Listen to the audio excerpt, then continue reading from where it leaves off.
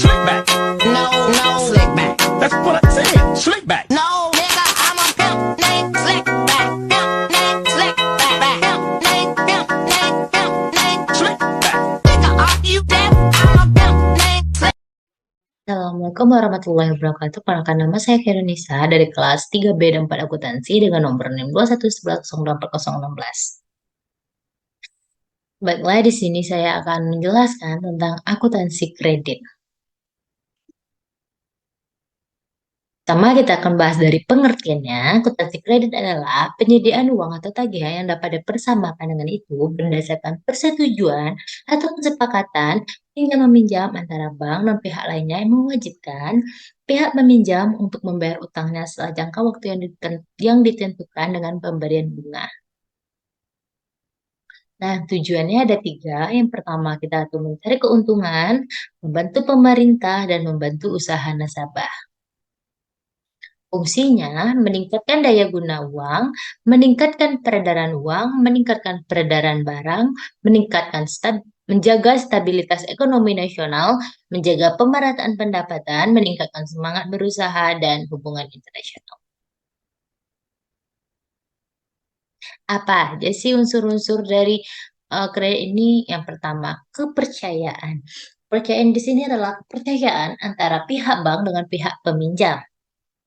Yang kedua adalah kesepakatan. Setelah bank memberikan kepercayaan, maka mereka akan melakukan kesepakatan atau akan menandatangani sebuah akad kreditnya. Nggak adalah jangka waktu.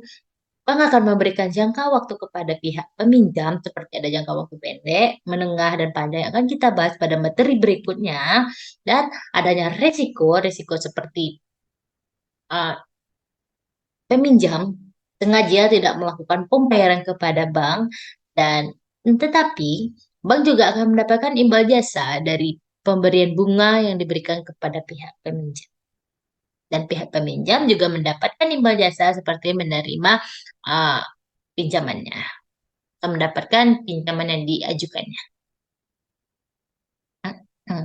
Dan kita akan membahas dari segi tujuan. Yang pertama, mencari keuntungan, membantu usaha nasabah, membantu pemerintah, melakukan penerimaan pajak, membuka kesempatan kerja baru, menghemat devisa, dan meningkatkan jumlah barang dan jasa. Selanjutnya kita akan membahas dari jenis-jenis kredit. Yang pertama, jenis kredit dari segi kegunaan investasi. Investasi di sini bermaksud pihak peminjam itu membutuhkan modal dari aset tetapnya, dari barang-barang mereka yang dibutuhkannya.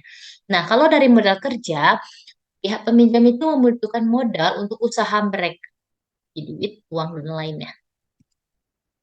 Selanjutnya kita masuk dari segi tujuan. Kalau dari segi tujuan konsumtif, itu tuh untuk mendapatkan barang yang bisa digunakan seperti mendapatkan bangunan. Yang kedua adalah produktif, untuk digunakan untuk usahanya.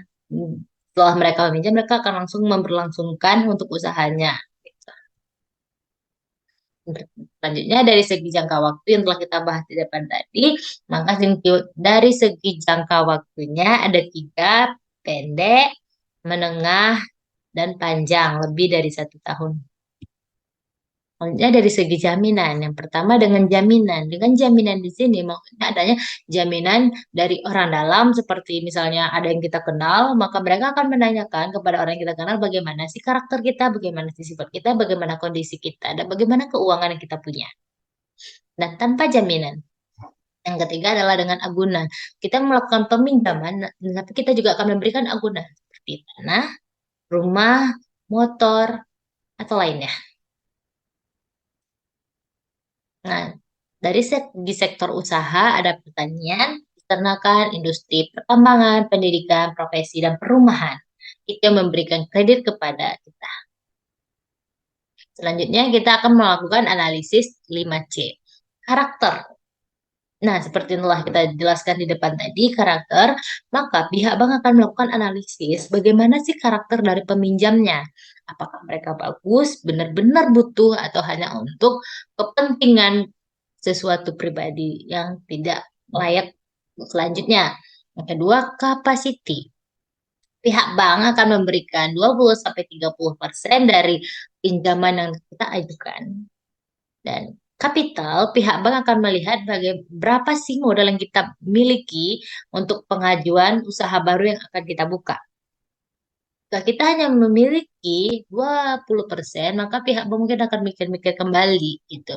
Tahu kita juga tidak memiliki uang modal sama sekali, maka pihak bank itu benar-benar kurang gitu rasanya bagi mereka. Nah, kan yang butuh itu kita. Nah, selanjutnya kondisi, bagaimana sih kondisi kita?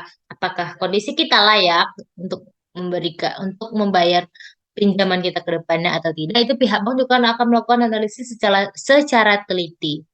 Selanjutnya adalah kolateral. Kolateral ini sama dengan agunan, seperti yang kita bahas sebelumnya dengan agunan tadi.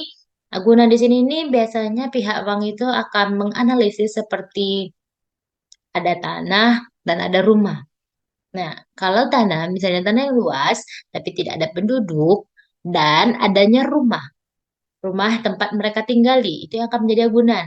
Nah, di sini nih, pasti pihak bank akan melihat jika kita memberikan agunan rumah yang kita tinggali sebagai agunan, maka pihak bank akan ada kesempatan 50% untuk memberikan pinjaman tersebut kepada kita karena mereka berpikir dengan kita memberikan rumah tempat kita tinggalkan, maka kita akan sungguh-sungguh untuk melakukan pembayaran kredit ke depannya.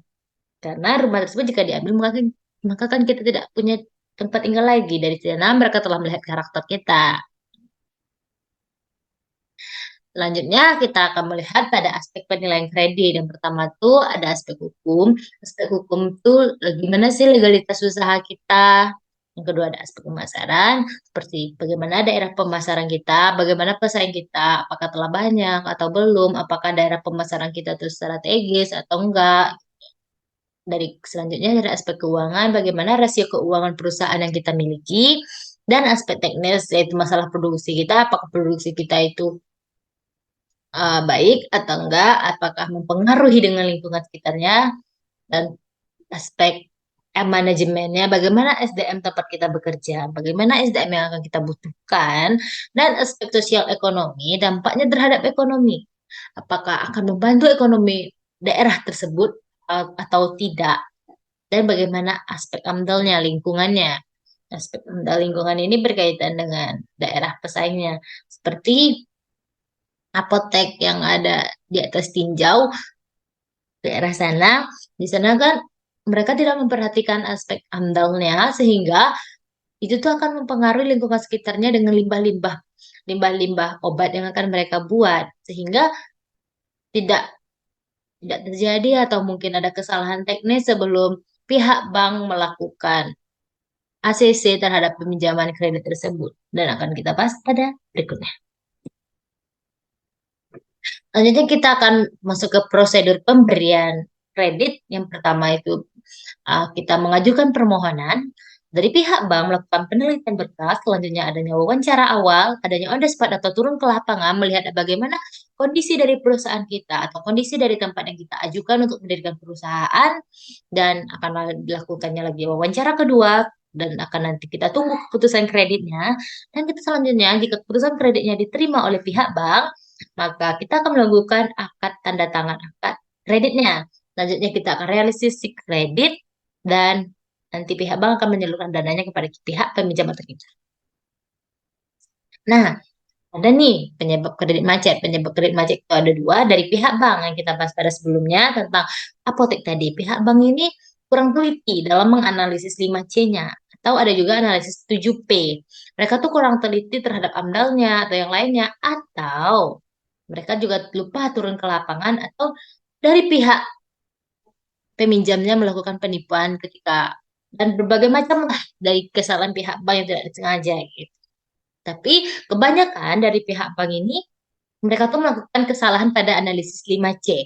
Di sana kebanyakan pihak bank melakukan kesalahan sehingga terjadinya kredit macet.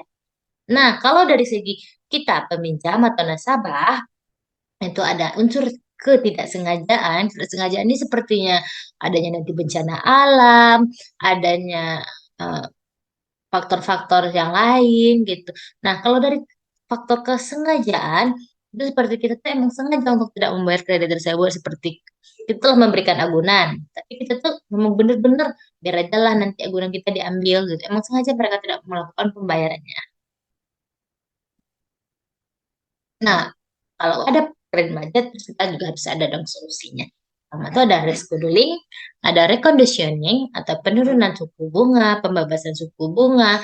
Tapi untuk pembebasan suku bunga ini sangat jarang untuk tahun sekarang ini, pada zaman sekarang ini. Ada restructuring dan terakhir adalah penyitaan jaminan. Nah, dari yang rescheduling, reconditioning, dan restructuring bisa dilakukan jika dengan dua syarat. Yang pertama, nasabahnya memiliki karakter yang bagus, dan yang kedua, usaha dari nasabahnya memiliki potensi untuk berkembang ke depannya. Jika nasabah tidak memiliki dua syarat ini, maka rescheduling, reconditioning, dan restructuring tidak dapat dilakukan. Maka langkah selanjutnya adalah penyitaan jaminan atau agunan yang telah diberikan oleh nasabah. Baiklah, sekian yang dapat saya sampaikan untuk sharing kali ini. Kalau ada kata-kata yang salah mohon dimaafkan. Assalamualaikum warahmatullahi wabarakatuh.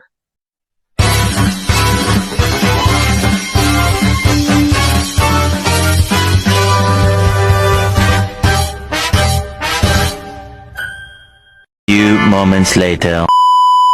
Sungguh ku tak berdaya jika harus tanpamu menghabiskan waktuku jelajahi dunia.